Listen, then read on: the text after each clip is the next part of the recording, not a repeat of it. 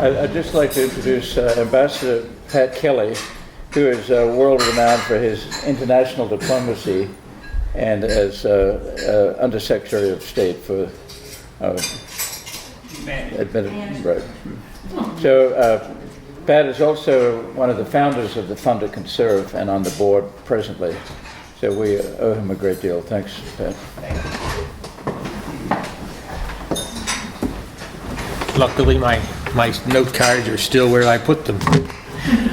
Let me begin by thanking you all for being here today and for supporting the fund. It is incredibly important. Diplomacy obviously is a subject that's much in the news today, but diplomacy, as you know, is always in the news as international affairs go on and they are critical to the United States' national security. And diplomacy is mostly conducted abroad in facilities around the world that help keep this nation safe. Some of those facilities have significant historic value. Yet, as I can attest after 44 years of service, and as my good friend Patricia Lucina, who is Director of the Overseas Buildings Operations Office, can equally attest from both her current and previous assignments, there is never enough appropriated tax dollars to meet the needs of maintaining the historic properties that can be at the heart of any diplomatic effort abroad. One such property is the United States Ambassador's residence in Paris, literally half a block up the street from the residence of the President of France.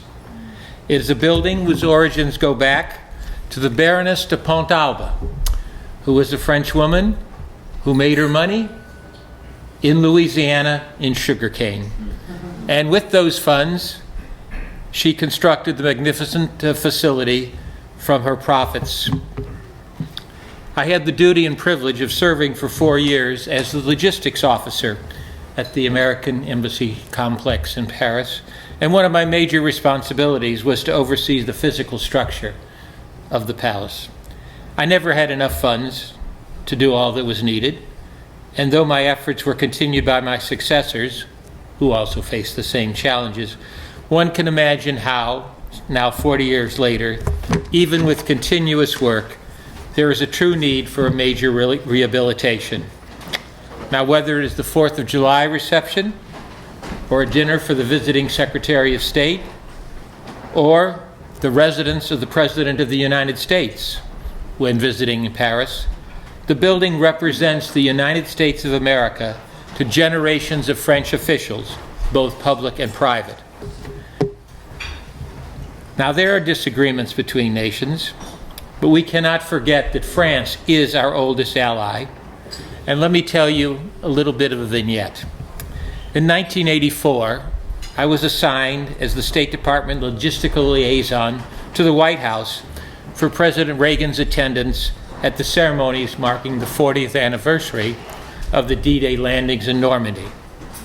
The French government hosted a meeting at the beach site and invited all the nations, the British, the French, the Canadians, everyone, to come to discuss the ceremony that was to take place. And during the discussion, each nation was called upon, and the U.S. military liaison officer outlined that the U.S. planned to bring in ceremonial troops from one of the casernes in Germany to join the president at the ceremonies. At which point, a civilian French senior representative objected and said, no, cannot be. There can be no French foreign troops on French soil. I'm thinking, oh, brother, this is a problem that we're going to have to resolve at the highest levels. And so I took a note and started to walk back to the car as the meeting was over. And there was a tap on my shoulder, and I turned around, and there was a French officer, general officer of the French military in full uniform, and he approached me and asked if I spoke French. I said, yes, although probably I should have said plus ou moins, which means more or less. And we began a conversation, and he started out handing me his calling card and said that, do not worry. You were part of the invasion, and U.S. troops will always be welcome on the beaches of Normandy.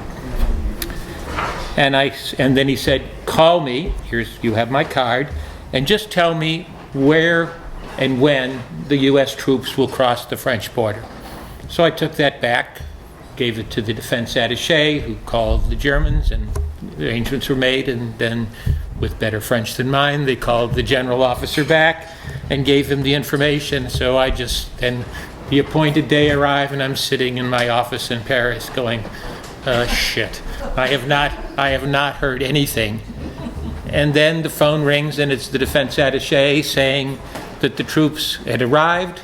French military police in French military vehicles were waiting at the border, escorted them halfway across the Western European continent, all the way from the German border to the Atlantic Ocean. Problem solved. Now, that is something that has to be remembered. We are allies, we are friends, and because symbolism is very important in many countries, much more important, I think, than in the United States, where we have a few symbolic buildings, but not as many as others.